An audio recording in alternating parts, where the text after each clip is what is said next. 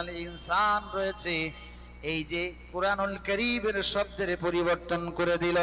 এজন্য ইমাম সাহেবকে ইমামতির চাকরি থেকে বরখাস্ত করে দিলাম এবং তওবা করার আগ পর্যন্ত জেলখানায় রাখার নির্দেশ দিয়ে দিলাম। খলিফার স্ত্রী বলছে, মাননীয় খলিফা, ইমাম সাহেব তো ঠিক বলেছেন, আপনি ভুল বলছেন। খলিফা বলছে, স্ত্রী, তোমাকে বড় ভালোবাসি, মোহাব্বত করি, সামান্য একটা কারণে কুফরি করো না। যদি কুফরি করে ফেলো তাহলে তুমি আমার স্বামী স্ত্রীর সম্পর্কটা টিকে থাকবে না। তার কারণ কোন কাফেরের সাথে ইমানদারের স্বামী স্ত্রীর সম্পর্ক টিকে থাকে না। ওগো প্রাণের স্ত্রী, তোমাকে বড় ভালোবাসি, আল্লাহর কোরআন নিয়ে ঠাট্টা করো না, সিনেমিনে খেলো না, কুফরি করো না। আমি যা বলছি এটাই কোরআনের আয়াত, লাকাদ খলাকনাল কমর, এটা কোরআনের মধ্যে নাই। খলিফার স্ত্রী বলছে, প্রাণের স্বামী, আপনি আবারও ভুল বললেন, আপনি আবারও ভুল বললেন। ইমাম সাহেব ঠিক বলেছেন, লাকাদ খলাকনাল কমরা ফি আহসানি তাকবীম, এটাই ঠিক। খলিফা স্ত্রীকে যখন ধমক দিলেন, বারবার বারবার সতর্ক করলেন, স্ত্রী তখন বললেন, ইমাম সাহেব এবার আপনি চলে যান, আপনার ইমামতিও যাবে না, জেলও হবে না, আপনি চলে যান, আমি বাদশাকে এবার সংশোধন করে নেই। ইমাম সাহেব চলে যাওয়ার পর এবার স্ত্রী বলছে, প্রাণের স্বামী আমার, এবার বলুন তো কোরআনের আয়াতটা কি। এবার বাদশা নিজেই তেলাওয়াত করে শোনালেন, লাকাদ খলাকনাল ইনসানা ফি আহসানি তাকবীম। স্ত্রী এবার বলছেন, আমি তেলাওয়াত করি, আপনি শুনেন, লাকাদ খলাকনাল কমারা ফি আহসানি তাকবীম। খলিফা আরো রেগে গেলেন, স্ত্রীকে বললেন, সত্যি কি তুমি আমার থেকে দূরে সরে যেতে চাও? স্ত্রী এবার বললেন, ওগো প্রাণের স্বামী আমার, বাগদাদের খলিফা, গত রাত্রে ছাদের উপরে আপনার কাছে বারবার জিজ্ঞেস করেছি, বলুন তো দেখি আসমানের চাঁদ সুন্দর নাকি আমি খলিফা হারুন আর রশিদের স্ত্রী সুন্দরী? আপনি বারবার বলেছেন আসমানের চাঁদটা সুন্দর, আমি খলিফা হারুন আর রশিদের স্ত্রী সুন্দরী নই। এখন বলেন তো দেখি, আমার আল্লাহ যদি বলেন, লাকাদ খলাকনাল ইনসানা ফি আহসানি তাকবীম, আমি মানুষকে সুন্দরতম অবয়ব দিয়ে সুন্দর করে সৃষ্টি করেছি, আর আপনি যদি বলেন আসমানের চাঁদ সুন্দর, মানুষের চাইতে আসমানের চাঁদ সুন্দর, এখন বলেন আল্লাহর কথা ঠিক, আল্লাহর কথা সত্য নাকি আপনার কথা সত্য? খলিফা হারুন আর রশিদ এবার স্ত্রীকে ডাক দিয়ে বলেন, প্রাণের স্ত্রী রে, জীবনে এত যুদ্ধে গেলাম, এত বড় সম্রাট মহাসম্রাটের বিরুদ্ধে যুদ্ধ করলাম, বীর দর্পে যুদ্ধ করেছি, কোথাও পরাজয় বরণ করিনি, সব জায়গায় বিজয় লাভ করেছি। আজকে তুমি এমন এক স্ত্রী আমার, তোমার কাছে আমি পরাজয় বরণ করলাম, তার কারণ তোমার কাছে এমন এক অস্ত্র, তোমার কাছে এমন এক অস্ত্র রয়েছে যেটা দুনিয়ার কোনো কিছু দিয়ে হারানো যায় না, সেটা হলো আল্লাহর কোরআন। আল্লাহর কোরআন দিয়ে তুমি আমার বিরুদ্ধে যুদ্ধ করেছো, আমার কথার বিরুদ্ধে যুদ্ধ করেছো, আমার বিশ্বাসের বিরুদ্ধে যুদ্ধ করেছো। আমি খলিফা হারুন আর রশিদ আল্লাহর কোরআনের কাছে আত্মসমর্পণ করে হেরে গেলাম। একটু সুবহানাল্লাহ বলা যাবে না? আচ্ছা বলুন তো দেখি, এমন স্ত্রী যদি আমাদের ঘরে ঘরে থাকে, তাহলে সেই স্ত্রীর গর্ভে যদি সন্তান হয়, সেই সন্তানগুলো আল্লাহর ওলি হবে কি হবে না? একটু আগে মাওলানা ভাই সাইফুল্লাহ ওয়াজ করে গেলেন, সাইফুল্লাহর মতো মাওলানা আমাদের ঘরে ঘরে কেন হয় না? আল্লামা রুহুল আমিন রাহমাতুল্লাহ আলাইহির মতো মাওলানা, আব্দুল্লাহিল মারুফের মতো মাওলানা আমাদের ঘরে ঘরে কেন হয় না? ফুরফুরার দাদা হুজুরের মতো মাওলানা আমাদের ঘরে ঘরে কেন হয় না? আজকে আমাদের মায়েরা কোরআন পড়তে পারে না, আমাদের মেয়েরা কোরআন বোঝে না, আমাদের আব্বারা কোরআন বোঝে না, আমাদের সন্তানেরা কোরআন বোঝে না, আমার ভাইয়েরা অথচ কোরআন বুঝনেওয়ালা, কোরআন জানা, কোরআন মানা, কোরআন বোঝা, কোরআনের শিক্ষায় শিক্ষিত একজন মা, একজন বাবা যদি আমাদের প্রত্যেকের ঘরে ঘরে থাকতো, তাহলে আল্লাহ রাব্বুল আলামিন আমাদের প্রত্যেকের ঘরে ঘরে আল্লাহর ওলি বান্দা আমাদের ঘরে ঘরে দান করতেন। বলুন সুবহানাল্লাহ। আমার ভাইরা, আমার বন্ধুরা, সেজন্য আল্লাহ রাব্বুল আলামিন প্রত্যেক বান্দাকে শিখাচ্ছেন, ও আমার বান্দারা, তোমরা আমার কাছে দোয়া চাও, আমার কাছে বলো, ওয়াল্লাযীনা ইয়াকুলুনা রাব্বানা হাব লানা মিন আজওয়াজিনা ওয়া যুররিয়্যাতিনা কুররাতা আয়ুনিন ওয়াজআলনা লিল মুত্তাকিনা ইমামা। আমার বান্দা আমার কাছে চাইতে থাকো, ওগো রব্বুল আলামিন আমাকে একজন নেককারিনী সালিহা ইমানদার মুত্তাকিনী পরহেজগারিনী স্ত্রী দান করো, আর সেই স্ত্রী থেকে এমন সন্তান আমাদেরকে দান করো যে সন্তানকে দেখলে পরে আমাদের চক্ষু শীতল হয়ে যায়, আমাদের অন্তরটা জুড়িয়ে যায়, যে সন্তানকে দেখলে পরে ওগো রব্বুল আলামিন তোমার ভয়ে আমার আত্মাটা কেঁপে ওঠে, তোমার ভয় অন্তরের মধ্যে জাগরিত হয়ে যায়, আর আমার সেই সন্তান যেন গোটা দুনিয়ার সকল মুত্তাকিদের ইমাম হতে পারে। বলুন সুবহানাল্লাহ। এই দোয়া আমার আল্লাহ শিখালেন, আর এই দোয়া শিখালেন যে অতীতের আম্বিয়া কিরাম আলাইহিস সালাতু ওয়াস সালামগণ, অতীতের নবীগণ এভাবে কিভাবে চেষ্টা করেছেন একবার খেয়াল করে দেখুন। হযরতে সুলাইমান আলাইহিস সালাতু ওয়াস সালাম আল্লাহর একজন জলিলুল কদর পয়গম্বর, পিতা একজন নবী। সুলাইমান আলাইহিস সালাতু ওয়াস সালামের পিতাও একজন নবী, তার নাম হলো হযরতে দাউদ আলাইহিস সালাতু ওয়াস সালাম। জন্মগতভাবে হযরতে দাউদ আলাইহিস সালাতু ওয়াস সালাম পৃথিবীর বাদশা ছিলেন একজন অন্যতম। তার ছেলে হযরতে সুলাইমান আলাইহিস সালাতু ওয়াস সালাম, তিনিও আল্লাহর জলিলুল কদর পয়গম্বর। গোটা পৃথিবীতে যারা রাজত্ব করেছেন, 4 জন মানুষ গোটা পৃথিবী শাসন করেছেন, তার মধ্যে 2 জন আল্লাহওয়ালা, 2 জন আল্লাহর প্রেমিক, 2 জন আল্লাহর গোলাম, 2 জন আল্লাহর প্রকৃত দাস, আর 2 জন হলো আল্লাহর দুশমন। তার মধ্যে একজন হলেন হযরতে সুলাইমান আলাইহিস সালাতু ওয়াস সালাম, যিনি আল্লাহর পয়গম্বর, আল্লাহর গোলাম, গোটা দুনিয়া শাসন করেছেন। বলুন সুবহানাল্লাহ। হযরতে সুলাইমান আলাইহিস সালাতু ওয়াস সালাম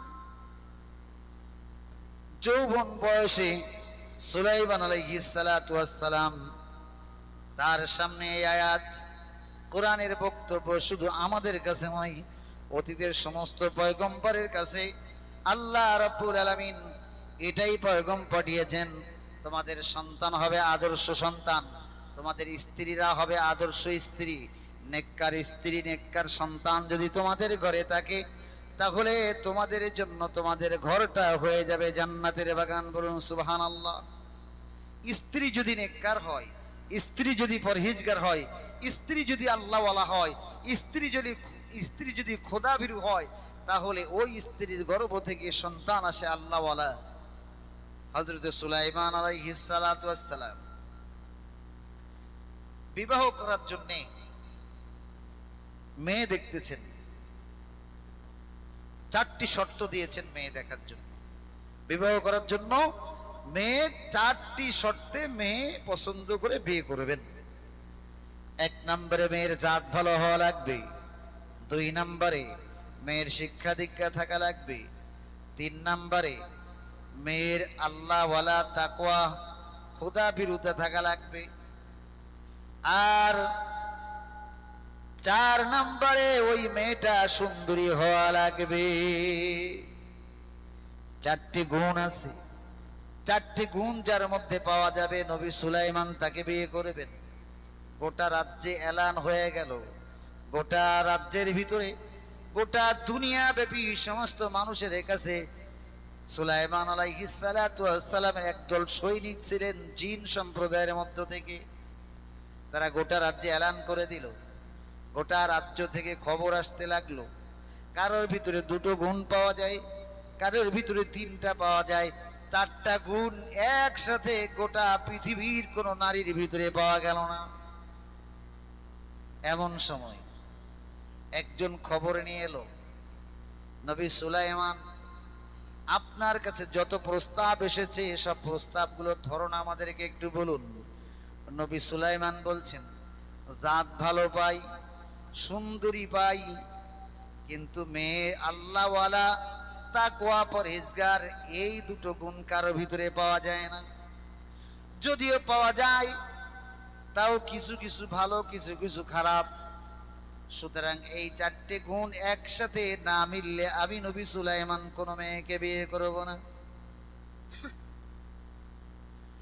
এমন সময় দূর দূরান্ত থেকে একজন ঘটক নবী সুলাইমানের বাড়ি, নবী সুলাইমানের দরবারে হাজির। ওগো নবী সুলাইমান, অমুক জায়গা থেকে আপনার কাছে একটা পয়গাম এসেছে। সেই পয়গামটা পাঠিয়েছেন একজন আপনার রাজ্যের ক্ষুদ্র গোলাম। আপনার রাজ্যের ক্ষুদ্র গোলাম আপনার কাছে পয়গাম পাঠিয়েছেন। আপনি যে ধরনের মেয়ে বিয়ে করার জন্য মেয়ে খুঁজতেছেন, তার ঘরে এরকম একজন মেয়ে আছে, কিন্তু নবী সুলাইমান সেই লোকটা আপনার কাছে প্রস্তাব পাঠাতে সাহস পায় না। তার ঘরে একটি সুন্দরী মেয়ে আছে, মেয়েটার ইলম ভালো, মেয়েটার জ্ঞান গরিমা ভালো, মেয়েটার তাকওয়া পরহেজগারিতা ভালো, এই তিনটি দিক অত্যন্ত ভালো, কিন্তু মেয়েটার জাত ভালো না। মেয়েটার জাত হলো জেলের জাত। নবী সুলাইমান চিন্তা করলেন, জেলের জাত, আমি একজন রাষ্ট্রপতি, আমি একজন বাদশাহ, আমার কাছে বিবাহের প্রস্তাব পাঠিয়েছে, এত বড় সাহস! ধরে নিয়ে আসো, তাকে বন্দী করো, গ্রেফতার করো। নবী সুলাইমান আলাইহিস সালাতু ওয়াস সালাম তার বাহিনীকে পাঠিয়ে দিলেন, কোথায় সেই জেলে, তাকে খুঁজে বের করো, তাকে গ্রেফতার করো, তাকে বন্দী করো। আমি নবী সুলাইমান, আমি একজন বাদশাহ, জেলে এত বড় সাহস, আমার সাথে তার মেয়ে বিয়ে দেওয়ার জন্য প্রস্তাব পাঠায়। আমার ভাইরা, আমার বন্ধুরা, নবী সুলাইমান আলাইহিস সালাতু ওয়াস সালাম নির্দেশ দেওয়ার পরপরই তিনি, নবী সুলাইমান, এবার দরবার ছেড়ে দিয়ে বাড়ির ভিতরে চলে গেলেন। নবী সুলাইমানের বডিগার্ড থাকতো সব সময় কয়েকজন জিন সম্প্রদায়। নবী সুলাইমান জিনের কথা বুঝতেন, পশু পাখির কথা বুঝতেন। নবী সুলাইমান সৃষ্টিকুলের সবার কথা বোঝার ক্ষমতা আল্লাহ রাব্বুল আলামিন নবী সুলাইমান আলাইহিস সালাতু ওয়াস সালামকে দান করেছিলেন। আমার ভাইয়েরা, আমার বন্ধুরা, নবী সুলাইমানের সাথে দুশমনি করত তদানীন্তন সময় একদল দুষ্ট জিন। আল্লাহ রাব্বুল আলামিন সকল নবীকে, সকল পয়গম্বরকে কিছু না কিছু মুজিজা দান করেছিলেন। নবী সুলাইমানকে দান করেছিলেন একটা আংটি, হযরতে মূসা আলাইহিস সালাতু ওয়াস সালামকে দান করেছিলেন একখানা লাঠি। এমনি ভাবে সকল নবীকে কিছু না কিছু মুজিজা দান করেছিলেন। নবী সুলাইমানকে আল্লাহ রাব্বুল আলামিন যে আংটিটা দান করেছিলেন, এই আংটির মুজিজা হলো, আংটি যার হাতে থাকবে গোটা পৃথিবীর সৃষ্টিকুল, গোটা পৃথিবীর সমস্ত সৃষ্টি তার কথায় মেনে চলবে, তার কথায় ওঠা বসা করবে, তার আনুগত্য করে চলবে। বলুন সুবহানাল্লাহ। এই আংটিটা হলো জান্নাতের আংটি। বলুন সুবহানাল্লাহ। তবে নবী সুলাইমানকে আল্লাহ বললেন, ও নবী সুলাইমান, তোমার এই আংটি, খবরদার, টয়লেটে যাওয়ার সময় এই আংটিটা নিয়ে যেতে পারবে না, ও অপবিত্র জায়গায় যাওয়ার সময় এটা নিয়ে যেতে পারবে না। আংটি সব সময় অপবিত্র জায়গা ব্যতীত সব জায়গায় নিয়ে চলতে পারবে, অপবিত্র জায়গায় যাওয়ার আগে এটা খুলে রেখে যাবে। নবী সুলাইমান টয়লেটে ঢুকবেন, এমন সময় একটা দুষ্টু জেন এসে নবী সুলাইমানের বডিগার্ড অন্য জেনদেরকে সরায় দিল, দিয়ে সে বডিগার্ডের আকৃতি ধারণ করে নবী সুলাইমান যখন আংটিটা খুলে জিনদের হাতে রাখতে দিচ্ছিলেন, আমানত রাখতে দিচ্ছিলেন, তখন ওই জিনেদের দুষ্টু জিন নবী সুলাইমানের সাথে যে দুশ্মনী করত সে হাত পেতে নিয়ে নিল। হাত পেতে নিয়ে সে এবার নিজের আঙ্গুলের ভিতরে আংটিটা পরায় নিল। নিয়ে সে এবার সুলাইমান আলাইহিস সালাতু ওয়াস সালামের সিংহাসনে যেয়ে বসলো। নবী সুলাইমান আলাইহিস সালাতু ওয়াস সালাম টয়লেট থেকে বের হয়ে ইস্তেনজা সেরে উজু করে এবার বডিগার্ডদেরকে ডাক দিলেন, দিয়ে বললেন, আমার সেই আংটিটা কোথায়? আংটিটা আমাকে দাও।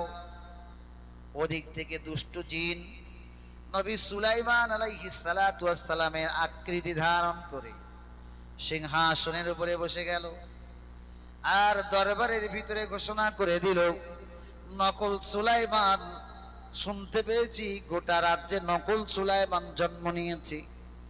তারা জন্ম নিয়ে আমাদের এই দেশটাকে, এই সুলাইমানের রাজ্যটাকে কলঙ্কিত করার জন্য চেষ্টা করতেছে। তোমাদের দায়িত্ব হলো নকল সুলাইমান সেজে যারা দেশের ভিতরে বিশৃঙ্খলা ঘটাচ্ছে তাদেরকে ধরে গ্রেফতার করে আমার দরবারে নিয়ে আসবে, উপযুক্ত শাস্তি তাকে দেওয়া হবে। এদিক থেকে নবী সুলাইমান আলাইহিস সালাতু ওয়াস সালাম যখন জিনদের কাছে আংটিটা চাইল, আংটি চাওয়ার পর ওই দুষ্টু জিনের সাথী সঙ্গীরা হযরতে সুলাইমান আলাইহিস সালাতু ওয়াস সালামকে বললেন, আপনি আবার কি? আপনার কাছে কেন আংটি দেব? সুলাইমান নবীর কাছে তো আংটি দিয়ে দিলাম, তিনি তো এখন সিংহাসনে বসে আছেন। এই সিংহাসনের মধ্যে আপনার সেই আংটি, সুলাইমানের সেই আংটি রয়েছে।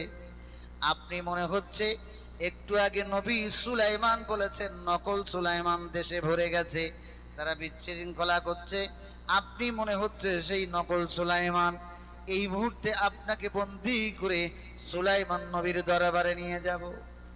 এই মনে করেন, এই কথা বলি আসুন সুলাইমান, আল্লাহর নবী সুলাইমান আলাইহিস সালাতু ওয়াস সালামকে গ্রেফতার করার জন্য দুষ্টু জিনের সঙ্গী সাথীরা নবী সুলাইমান আলাইহিস সালাতু ওয়াস সালামকে তাড়া শুরু করে দিল।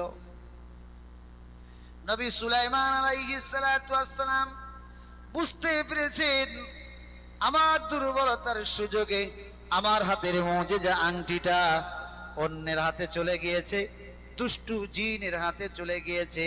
এই মুহূর্তে আল্লাহ রাব্বুল আলামিন যদি আমাকে সাহায্য না করেন, আল্লাহ রাব্বুল আলামিন যদি আমাকে সাহায্য না করেন, তাহলে আমার আর উপায় থাকবে না, এই জিনেদের হাতেই হয়তো আমাকে গ্রেফতার হতে হবে। নবী সুলাইমান দৌড় দিলেন। দুষ্ট